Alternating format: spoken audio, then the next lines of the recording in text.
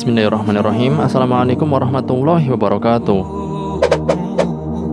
Saudara seiman, bagi kaum muslim, Ka'bah merupakan tempat suci atau tempat beribadah kepada Allah Subhanahu wa taala, terletak di pusat Masjidil Haram, Mekah, Saudi Arabia. Ka'bah menjadi tempat arah kiblat bagi umat Islam ketika tengah melaksanakan sholat. Keindahan, ketenangan, dan kedamaian akan langsung terasa bagi siapa saja yang mendatanginya. Namun, rasa kespiritualan dan keestetikaannya itu tak selalu bertahan lama, seperti yang tampak beberapa abad akhir ini. Bahkan menurut sejarah, Ka'bah ternyata pernah hilang. Seperti apa penjelasannya? Ini dia ulasannya. Tonton terus video ini hingga selesai agar tidak salah paham. Tapi sebelum lanjutin videonya, bagi kamu yang belum, jangan lupa untuk klik tombol subscribe dan follow fanpage kami di Facebook agar kamu dapat video bermanfaat selanjutnya dari channel ini. Menurut sejarah, Ka'bah, sebuah bangunan yang bersejarah, ternyata pernah mengalami masa-masa kelam. Ka'bah pernah dinyatakan hilang karena bencana besar yang melanda, yaitu banjir besar. Kota yang sekarang dikenal dengan Mekah ini dulu pernah menjadi tempat yang gersang dan tidak berpenghuni, di mana setelah peristiwa bencana besar tersebut. Sejarah mencatat bahwa Ka'bah sempat hilang disapu bersih oleh kekuatan dahsyat banjir bandang pada masa Nabi Nuh alaihi salam. Menurut para ilmuwan, kejadian itu kemungkinan berlangsung pada kurun waktu 5000 tahun sebelum Masehi atau 7000 tahun yang lalu. Sejarahnya, Nabi Nuh diutus untuk mengingatkan umatnya yang telah melawan ajaran-ajaran Allah Subhanahu wa taala. Namun, berulang kali Nabi Nuh memperingatkan kaumnya masih membangkang.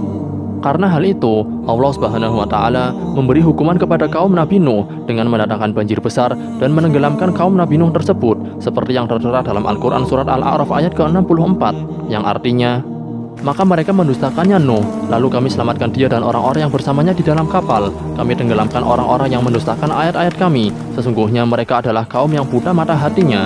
Al-Quran Surat Al-A'raf ayat ke-64. Peristiwa yang menimpa umat Nabi Nuh, yang mana dikenang sebagai musibah banjir yang besar hingga menenggelamkan peradaban di sekitarnya, tidak hanya terjadi di tempat umat Nabi Nuh, lokasi di sekitarnya juga terkena dampak. Begitu juga dengan Ka'bah.